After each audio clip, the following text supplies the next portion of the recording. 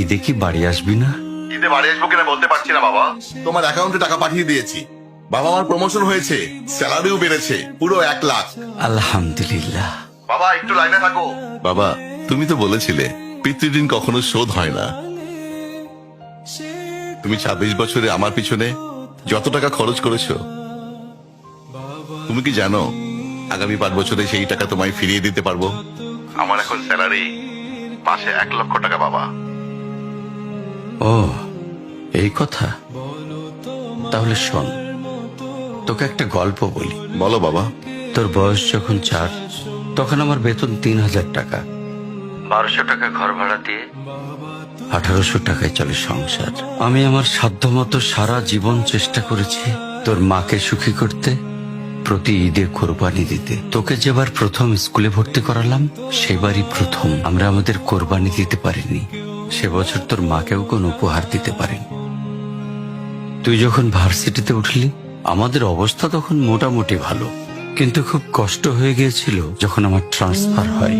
রোজ রোজ বাসে চড়ে, পায়ে হেঁটে, ঘামে ভিজে খুব দুর্বিষহ লাগছিল।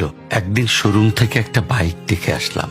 সে রাতে আমি স্বপ্নেও দেখেছিলাম আমি বাইকে চড়ে অফিসে যাচ্ছি। পরের দিন তুই বায়না ধরলি, জার্নি করতে তোর কষ্ট হয়।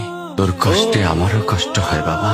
আমি বাইকটা তোকে কিনে দিয়েছিলাম। তুই এখন লাখ টাকা বেতন পাচ্ছিস, কিন্তু মনে করে দেখ, অন্য মাইনে দিয়ে ব্র্যান্ড নিউ মোবাইলে হেডফোন কানে লাগিয়ে সারা রাত গান শুনেছিস, পিকনিক করেছিস, ট্যুর করেছিস। তোর প্রতিটা দিন ছিল স্বপ্নের মতন। আর তোর টাকা নিয়ে আমি এখন হার্টের বাইপাস করাই, ডায়াবেটিক মাপাই।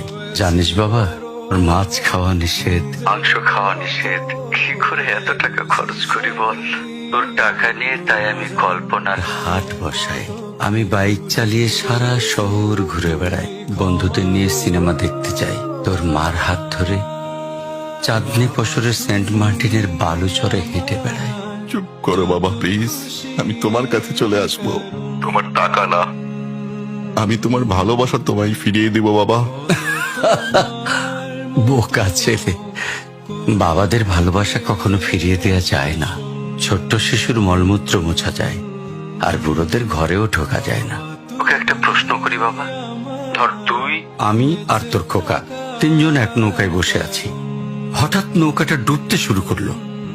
যে কোনো একজনকে তুই বাঁচাতে পারবি, কাকে বাঁচাবি? থাক, উত্তর দিতে হবে না। ছেলেরা বাবা হয়, বাবারা কখনো ছেলে হতে পারে না। পৃথিবীতে সবচেয়ে ভারী জিনিস